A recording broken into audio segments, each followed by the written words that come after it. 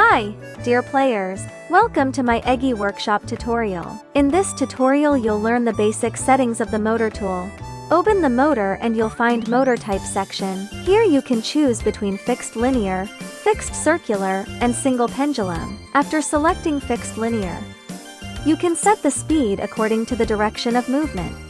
For example, here we want the swallow to move in the direction of the z-axis. Tap z-axis velocity and enter a value. Once this is done, the component will keep moving in the direction of the z-axis. But what if we just want the swallow to go to the opposite platform and stop? Let's return to the motor setting page and change the value of motor effective time. For example, adjust it to 2 seconds. This will cause the component to move in the direction of the z-axis at a speed of 5 units for 2 seconds and then stop.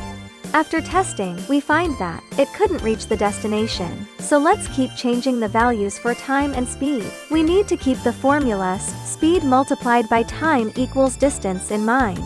When planning for the component to reach the designated area after changing it to 4 seconds, we can see that it went a bit too far. Let's keep adjusting.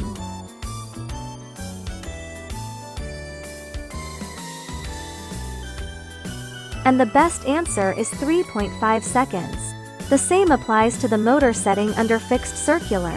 For this motor type, the speed turns into angular velocity, and the unit is replaced by angles. For example, let's set the stop time to 1 second, and adjust the y-axis angular velocity to 180 degrees. In this way, the swallow will rotate 180 degrees in 1 second. If a component has multiple motors, how do they work? For example, let's make the swallow move in a straight line to the opposite side, then have it turn 180 degrees and make a U-turn. Under motor 1, we follow the same setting as before. To make the component move in a straight line for 3.5 seconds.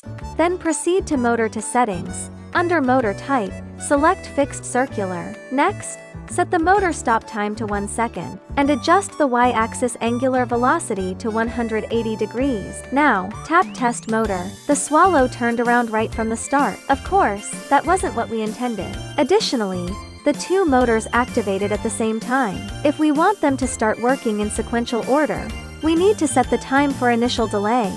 For example, if we want motor 2 to start working after motor 1, we should find out the motion duration for motor 1. As we can see, the motion duration for motor 1 is calculated as follows. Initial delay plus motor stops after plus 3.5 seconds.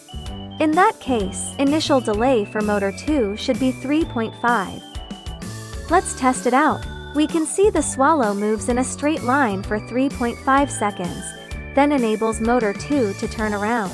By learning how to use motion delay effectively, you can create more complex continuous motion and apply it to roller coasters, animation effects, and more. That's it for motor basic settings. Let's review what we've learned today one last time. Alright, that's it for this tutorial. See ya next time.